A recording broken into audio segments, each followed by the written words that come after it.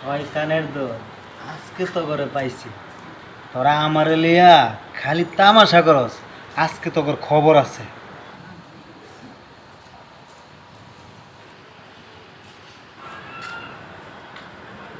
এই কারা রে, তোরা আমার লিয়ে কি তামাশা শুরু করছস? সেদিন আমালে কি লইলি দিলি না, গেলি গা, কইলি পরে আইতাছস আর আইলি না, ঘটনাটা কি? জিল্লু বড় ভাই আছে, মাল দে। কাকা মাল দিমু কই থেকে? মাল তো কিছু নাই। আরে বড় ভাইরে যে কথা কওনের ছিল ওই কথাগুলো কইয়া দে। তো ভাই আপনার কাছে যে আশা করে গেছিলাম, গিয়া তো পেস্ট লাগিয়ে গেছে।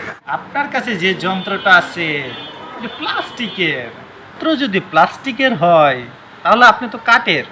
কাঠের পুতুলের গায়ে তেল মাইখে কোনো লাভ আছে? তোরা কি আমার গোপন তত্ত্ব ফাঁস করে দিতে চাইতেছস? বড় ভাই আপনার গোপন তত্ত্ব আমরা ফাঁস করি না। ওই যে আমাদের পলক ভাই বলছিল না, আমরা নেট বন্ধ করি নাই, নেট বন্ধ হয়ে গেছে। আপনার গোপন তত্ত্ব আমরা ফাঁস করি নাই, হয়ে গেছে, বুঝছেন না, হয়ে গেছে। ঘটনা কি বলছেন বড় ভাই? এই আপনাদের মতো এরকম ফাফরবাজ বড় ভাই এই সমাজে অভাব নাই। এই ফাফরবাজ বড় ভাইদের আসলে ভেতরে কিছু নাই, সব ফাফা ফাফা ফাফা। এই ফাফরবাজদের ভেতরের যে হাওয়া, এই হাওয়াটা খুঁজে বার করাটাই আমাদের কাজ। এই আপনাদের এই ভেতরের ফাফরটা আর হাওয়াটা বার করা, এইটা অনুসন্ধান করা, এটাই আমরা করি।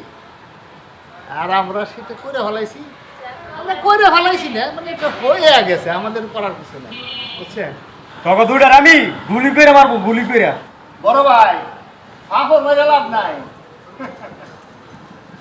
মাল ওটা প্লাস্টিকে গুলি মারি তোরা, আমরা জানি।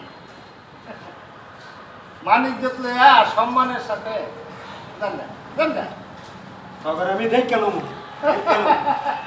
দেখতে লইলে ঠিক আছে, বুঝলেন? এই সমাজে এরকম বড় ভাই বহুত পাওয়া যায়। এই সমাজে এরকম বড় ভাইয়ের অভাব নাই। এরকম বড় ভাইদেরকে যেখানে পাবেন একটু করে জাস্টিফাই করে নেবেন। ধন্যবাদ, ভালো থাকবেন।